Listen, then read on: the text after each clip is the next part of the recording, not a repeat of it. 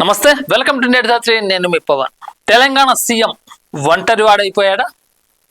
అధికారులు ఉండి కూడా ఎమ్మెల్యేలు, ఎంపీలు, మంత్రులు, ఎమ్మెల్సీలు ఎందుకు మాట్లాడలేకపోతున్నారు? బీఆర్ఎస్ నాయకులు కాంగ్రెస్ పార్టీ పైన, రేవంత్ రెడ్డి పైన ఇన్ని విమర్శలు గుప్పిస్తున్నా కానీ కాంగ్రెస్ నాయకులు ఎందుకు మౌనం పాటిస్తున్నారు? 2029 ముందే గుర్తొచ్చిందా? లేకపోతే ఇప్పుడు మాట్లాడితే తర్వాత మన పరిస్థితి ఏందో అర్థం చేసుకున్నారా?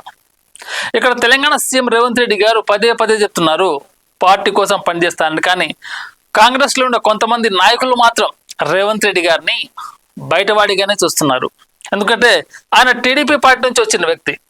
వచ్చిన తక్కువ కాలంలోనే టీపీసీసీ పదవి చేపట్టారు. ఆ తర్వాత వెంటనే సీఎంగా అయ్యారు. ఇది కొంతమందికి అదే పార్టీలో ఉన్న నేతలకు నచ్చట్లేదు, జీర్ణం చేసుకోవట్లేరు, బయటవాడిగా చూస్తున్నారు తప్ప ఆయన మన పార్టీ నాయకుడు, మన పార్టీ సీఎం అనే భావన కొంతమంది ఎమ్మెల్యేలకు, ఎంపీలకు, సీనియర్ కాంగ్రెస్ నాయకులకు అది అంటే ఏమంటారు, దాన్ని జీర్ణం చేసుకోలేకపోతున్నారు వాళ్ళు. మేము కూడా సీనియర్లు, మాకు తగిన ప్రాధాన్యత ఇవ్వండి అని అప్పట్లో ఎలక్షన్ టైంలోనే అధిష్టానానికి కాంగ్రెస్ సీనియర్ నాయకులు మొరపెట్టుకున్నా కానీ తెలంగాణకు సీఎం రేవంత్ రెడ్డిని కరాఖండిగా చెప్పేసరికి సీనియర్ నాయకులు ఎవరైతే ఉన్నారో ప్రస్తుతం మినిస్టర్ హోదాలో, మంత్రి హోదాలో, వాళ్ళు కొంచెం రేవంత్ రెడ్డికి వ్యతిరేకంగా ఉన్నట్టు కనబడుతుంది. ఎందుకంటే ఈ మధ్య మనం చూస్తున్నాం, ఎక్కడ చూసినా కానీ రేవంత్ రెడ్డి గారు సభ పెట్టినా కానీ అక్కడ చాలా తక్కువ మోతాదులోనే మంత్రులు కనబడుతున్నారు, ఎమ్మెల్యేలు కనబడుతున్నారు. అసలు ఎమ్మెల్సీలు వస్తున్నారా లేదా అని జాడ కూడా లేదు. ఎందుకు ఈ కాంగ్రెస్లో ఈ కొట్లాట? దేనికి? అధికారం ఉన్నప్పుడు అన్నదమ్ములకు కలిసి ఉండి ప్రజాపాలన చేయాలి. కానీ ప్రజాపాలన చెప్పుకుంటున్న మీరు లోపల మీరు కొట్టుకొని రేవంత్ రెడ్డి గారిని, కాంగ్రెస్ ప్రభుత్వాన్ని బదనాం చేస్తున్నారు. అయితే ఈ మధ్య కాంగ్రెస్ కు బీఆర్ఎస్ కు మధ్య బాగా వాగ్విధానం జరుగుతుంది, మాటల యుద్ధం జరుగుతుంది. అది జలాల గురించి కావచ్చు, 6 గ్యారెంటీల గురించి కావచ్చు, ఒక ఎంఐఎం అధినేత ఆ కాలేజీకి సంబంధించిన విషయం కావచ్చు. కొంతమంది మాత్రమే ఈ విషయం గురించి మాట్లాడుతున్నారు. కానీ బీఆర్ఎస్ నాయకులు ఆ పార్టీని కాపాడుకోవడానికి, కేసీఆర్ గారిని మళ్ళీ సీఎం చేయడానికి ఎంత దూరమైన వెళ్ళడానికి సిద్ధంగా ఉన్నారు. కానీ కాంగ్రెస్ నాయకులు ఆ ధైర్యం చేయలేకపోతున్నారు. ఎందుకు ఈ ఒడిదుడుకులు కాంగ్రెస్ పార్టీలో? ఇక్కడ మనం రీసెంట్ గా చూసుకున్నట్టయితే మొన్న ఎగ్జాంపుల్ మొన్న గోదావరి జలాలనే తీసుకుందాం. ఎక్కడ సభ పెట్టినా కానీ బీఆర్ఎస్ పార్టీ నాయకుల దగ్గర నుంచి, అగ్ర నాయకుల దగ్గర నుంచి గ్రౌండ్ లెవెల్ కార్యకర్తల వరకు ప్రతి ఒక్కరు మీడియా ముందుకు వచ్చి సోషల్ మీడియాలో మాట్లాడుతున్నారు. కేటీఆర్ కాదు, హరీష్ రావు కాదు, ఎక్స్ ఎమ్మెల్యేలు, ఎంపీలు, ఎక్స్ ఎమ్మెల్సీలు, చిన్న స్థాయి కార్యకర్తలు, కార్పొరేటర్లు కూడా మీడియా ముందుకు వచ్చి మాట్లాడుతున్నారు. బీఆర్ఎస్ పార్టీకు మద్దతుగా ఉన్నామని తెలుపుతున్నారు. కానీ కాంగ్రెస్ పార్టీ నుంచి ఏ ఒక్క మంత్రి కూడా, ఏ ఒక్క ఎమ్మెల్యే కూడా ఎందుకు ప్రెస్ మీట్ మాట్లాడలేరు? మీ సీఎంని అన్ని దుర్భాషలు ఆడినప్పుడు, మీ కాంగ్రెస్ పార్టీ మీద అన్ని అబండాలు వేసినప్పుడు మీరెందుకు బయటకు వచ్చి బీఆర్ఎస్ నాయకుల మీద మాటలు యుద్ధం ప్రకటించట్లేదు? వాళ్ళకు ఫ్యూచర్ అర్థమైపోయిందేమో కొంతమంది కాంగ్రెస్ నేతలకు. 2029లో ఇలా ఉండబోతుందో పరిస్థితి, మారిపోతుందేమో అనే ఒక భావనతోటి, ప్రభుత్వం మారిపోతుందనే ఒక భావనతోటి కాంగ్రెస్ నాయకులు ఉన్నారు. అయితే రేవంత్ ఒంటరి పోరాటం, పౌరుషమైన మాటల వల్ల ప్రయోజనం తాత్కాలికమే, సాంకేతిక కారణాలు చూపుతున్న ప్రభుత్వం. ఈ మధ్య చూసినాం కదా, రేవంత్ రెడ్డి గారు ఎక్కడ సభ పెట్టినా కానీ ఓన్లీ బీఆర్ఎస్ నాయకుల మీద మాట్లాడతారు. రేవంత్ రెడ్డి గారు మాట్లాడతారు, యుద్ధం చేస్తారు, మాటల ప్రపంచం. ఆయన ఒక మాటల సునామీ. అందువల్ల తెలంగాణకు 2వ ముఖ్యమంత్రిగా అయ్యారు. ఆయన మీద నమ్మకంతో ప్రజలు ఓటు వేసి ఆయన మాటల గారడి మాట్లాడతాడు, ఎవరినైనా సరే మాటలతో బోల్తా కొట్టిస్తాడని నమ్మకంతో గెలిపించారు. కానీ బయట పార్టీ నుంచి వచ్చిన వ్యక్తిగా ఆ ప్రభుత్వ ఎవరైతే ఉన్నారో ఆ ప్రభుత్వంలో నాయకులు అలానే చూస్తున్నారు. అయితే ఆ మాటలు అనేది తాత్కాలికమే, కానీ పరిపాలన అనేది చేతల్లో చూపించాలి. ప్రజలు గమనిస్తారు కదా, అది లేదు. ఎందుకంటే ఎలక్షన్ టైంలో ఇచ్చిన 6 హామీలు 1, 2 అమలు పరిచి ఆ 6 హామీల్లోనే 420 హామీలు పొందుపరిచారు. మరి వాటి ఊసెక్కడ? వాటి ఊసే లేదు. అది ప్రజలు గమనిస్తున్నారు. ఈ మధ్య గోదావరి జలాలు, అసలే లోటు వర్షపాతం తెలంగాణలో, ఇప్పటికే నాట్లు వేసిన రైతులు బోరును వేడుస్తున్నారు. వాళ్ళకు నీరు ఎక్కడి నుంచి వస్తుంది?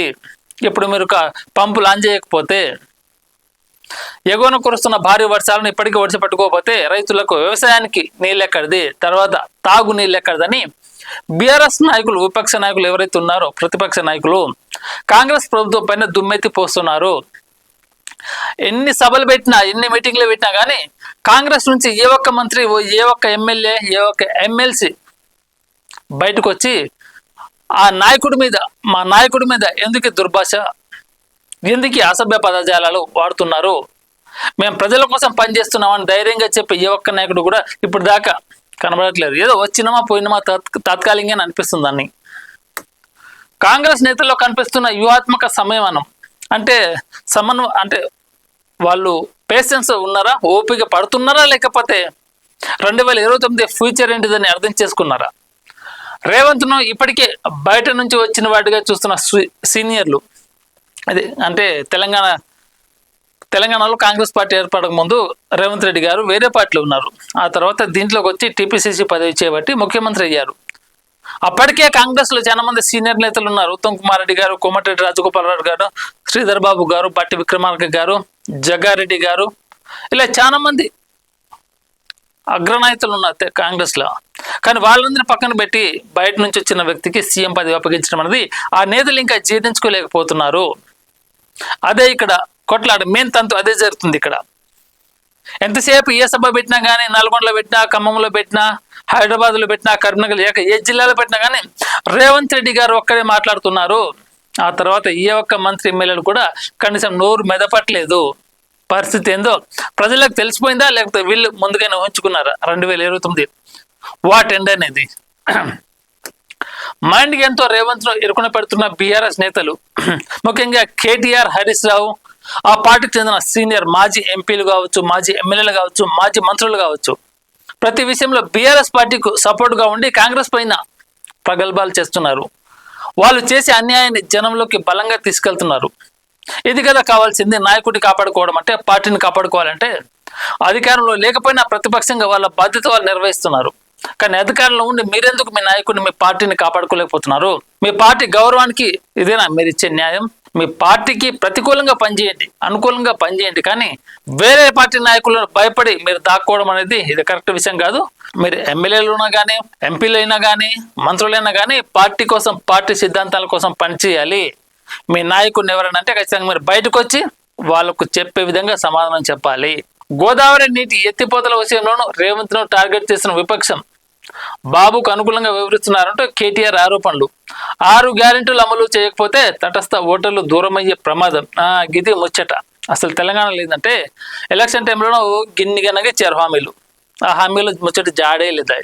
ఇప్పుడు అది మరొక ముందే ఇప్పుడు నీటి సమస్య ఇంకెప్పుడు ప్రజాపాలన చేపట్టదని బీఆర్ఎస్ నేతలు కేటీఆర్ గారు కావచ్చు, హరీష్ రావు కావచ్చు, ప్రతి ఒక్క నాయకుడు, కార్యకర్తల దగ్గర నుంచి ప్రతి ఒక్క నాయకుడు పరోక్షంగా దాడి చేస్తున్నారు.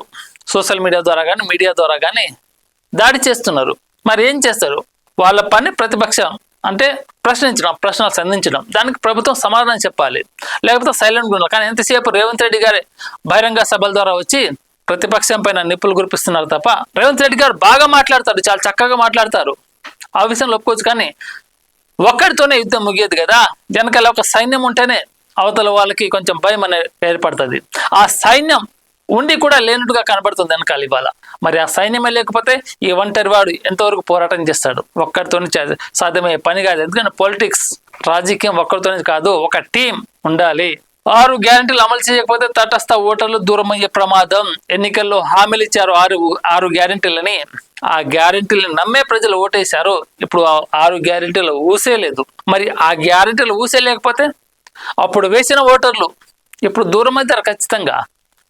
ఆ విషయం ఆ పార్టీ నేతలకు అర్థమైంది ఏమో కానీ రేవంత్ రెడ్డి గారికి ఏ ఒక్క నాయకుడు కూడా సపోర్ట్గా లేరు. ఆయన సభ పెట్టిన చోట ఏ ఒక్క మంత్రినో, 2 మంత్రులు, లేకపోతే ఆ ప్రాంత దగ్గర వాళ్ళని ఎమ్మెల్యేలు కనబడతారు తప్ప ఆయనకు చుట్టూ సభ నిండు ప్రాంగణంగా ఆ మంత్రులతోటి, ఆ ఎమ్మెల్యేలతోటి, ఆ ఎంపీలతోటి ఎప్పుడు కలకల్లాడినట్లేదు. ఎంత దూరం పోయినా కానీ రేవంత్ రెడ్డి గారు ఒంటరి పోరాటం చేస్తున్నారు. ఇది రాబోయే రోజుల్లో కాంగ్రెస్ పార్టీకి హెచ్చరికనా, లేకపోతే బీఆర్ఎస్ పార్టీపై సింపతితోటి ప్రజలు వస్తున్నారా, లేకపోతే బీఆర్ఎస్ ప్రశ్నిస్తుందని ప్రజలు మద్దతు తెలుపుతున్నారా? 2029 ఎలక్షన్ ముందే రిజల్ట్ ఊహించుకొని కాంగ్రెస్ నాయకులు రేవంత్ రెడ్డి గారికి వెనక నిలబడకుండా ముందుగానే జాగ్రత్త వహిస్తున్నారా? మన నేటి ధాత్రి ఛానల్ని సబ్స్క్రైబ్ చేయండి. అలాగే మీకు నచ్చిన వీడియోని లైక్ చేసి, షేర్ చేసి, కామెంట్ చేయండి.